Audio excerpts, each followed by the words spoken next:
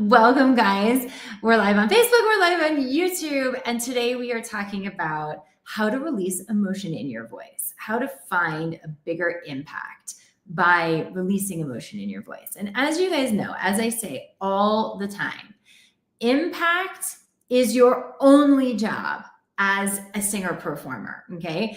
Is to create that energetic exchange with your audience and make the biggest possible impact on them so that they want to keep coming back for more, listening to your records over and over again, coming back and buying tickets to see your shows over and over again, okay? Without impact, there is no income, especially if you're doing this at a professional level and wanting this to be a full-time job for you. Impact equals income. And one of the ways that singers tend to lose impact when they're performing or recording is because they're not able to connect on that emotional level and release it in their voice. And so maybe you might have the experience of being in a performance or recording session where you're really feeling it, like you feel like you're in it. And then when you listen back to the recording or you watch the video, it's not translating, right? Like there's an impact gap between what you're feeling and what we're getting from you as the audience. And one of the biggest tips that I can give you that I want to talk about today in terms of the place to start to make sure that that emotion that you're experiencing is also being released in your voice is the idea of let versus do. So if you think about it, a lot of the energy behind do is kind of a forcing energy, right? I'm gonna show you how in love I am in this song. I'm gonna do the emotion of this song. I'm gonna show you how sad I am and how, you know what I mean? And what ends up happening is it just ends up being an experience that you have, but it doesn't land with the audience because it's born out of doing, out of forcing, out of manipulating, rather than an open channel of energy. All of those things do force, manipulate, control. They contract your energetic body. They lop off the open channel of energy that you need to be in, that you need to create in order that that energy in the form of sound reaches your audience and the emotion and the energy reaches the audience in the most unimpeded way. So the other way this doing kind of gets you in trouble is you end up having an experience of something that we as the audience don't get, like I was talking about before. And then what happens is the next time you go to record or the next time you go into that performance, you end up doing more and it just cuts us off even further, right? So that's one end of the spectrum. The other end of the spectrum is that fear of being seen, being heard, being judged. And so when you're in that spin of your mind of what does the audience think of me? What do the auditioners think of me? I got to get this recording right. I'm paying so much money to have this producer and be in the studio. All of these things that are the stinking thinking that's going on in your monkey mind, right? You are again put into that place of shutdown because you're all up here. There's very little open channel that moves through energy, that moves through heart chakra, that moves through your truth.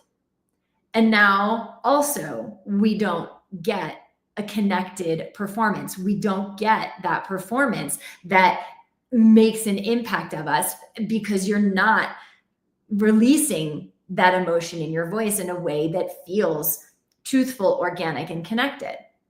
So the idea of let is the idea of practicing letting yourself do two things. Number one, letting yourself truly be in the story of what you are singing in a way that is real to you. So a lot of you maybe who are watching this, we were just in our Pro Singer Breakthrough Accelerator Masterclass series this past week.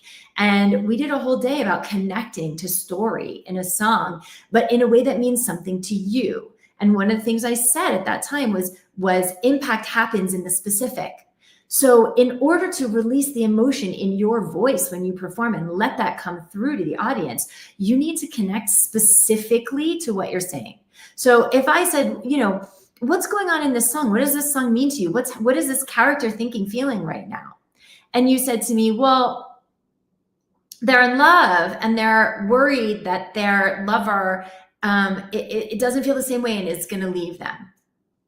Okay, that's kind of a general idea of what's going on, but that's not very specific. And there's zero about that you are connected to, because right now it's not related to you at all. So your emotion, the emotion that will come through your voice when you're connected to this, is right now not happening. It is disconnected. Okay, so get more specific. Have you ever been in a situation where you're in love with somebody and you don't think they feel the same and you fear they're going to leave you?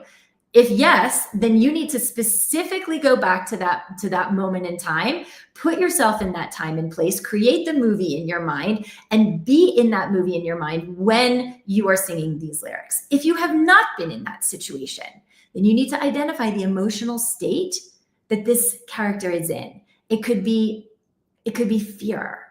It could be, frustration that they don't understand how you feel and they don't feel the same way. It could be, any number of emotions. It could be just absolutely depressed, right? Identify whatever the emotion is, and then pick and find a circumstance or a scenario that you have experienced in your own life that elicits the same fear of loss. So let's say you were absolutely in love with this program that you were doing, and all of a sudden you were worried that they were going to pull your scholarship. And it's that same fear of loss that brings up in you. And that's what you need to connect to when you're singing these words about how much you love this person. What you're really thinking about is how much you love what you're doing and you don't want it to be taken away. That's going to connect you to the emotion that is unique and specific to your experience. And that will show in your voice if number two, remember I said there's two things here, if number two is also being cultivated. And what that is allowing yourself to be seen and heard in that vulnerability. So a lot of times we don't really want to, quote, go there. You know what that means, right? I don't really want to go there, because what if I don't sound the way I want to? What if I look weird doing it? What if I get overwhelmed by the emotion that I'm feeling? And so you self-protect and you cut off the energetic channel, and you don't actually allow for that vulnerability of your energy and your emotional state to be seen and heard, because you're more concerned about either embarrassing yourself, messing up, being judged, all of those things. And so these are connected, because when you are doing the first one and you're really, really in the story that means something to you, you're in that movie in your mind. Most of the time, you're not going to be going to the, oh my God, I'm embarrassed, I'm da-da-da-da-da, because you're in the moment with the story. The moment you go to, oh my God, I'm embarrassed, now it's because that permission to be seen as you are in those emotions, that permission to be heard in those emotions is not given. And then you will self-protect. And then that emotion, and that is your physiological body will self-protect. You will constrict, you will close, you will gird. And then that energetic channel for emotion and sound is not open. And then you cannot release the emotion in your voice. It won't be received by the audience in the sound that you're making, in the performance that you're giving. So as you move forward in your practice this week with the repertoire that you're doing, start to pay attention to story. Pay attention to if this is something that you directly can relate to, or if you need to find another way in that you can relate, where it's the same emotion that you've experienced, albeit maybe a different circumstance, connecting to that circumstance that brings up the same emotion. Guys, the audience doesn't know the difference. The audience will not know the difference. Okay. This is for you to connect and release in that vulnerable way that feels real to you. So write it out. Like, get real. Even if it's something that's like, I for Easter, like several months ago, I had to sing this Mozart Alleluia. And the only word in this thing is Alleluia. That's it. It's Alleluia over and over and over and over again. And I might be able to connect to some emotion in the first like phrase when I sing Alleluia the first or second time, but I'm not going to be able to release that emotion in my voice if I'm not connected to that emotion in myself through the rest of the song. So I had to do a little work, which is like creating a story in my mind, creating a movie in my mind. And that emotion that to me was just like thrill. I'm just thrilled. I'm over the moon. I'm overjoyed, thrilled. So I had to think about, okay, when was a time in my life and what was going on when I was absolutely thrilled? I was absolutely over the moon, overjoyed.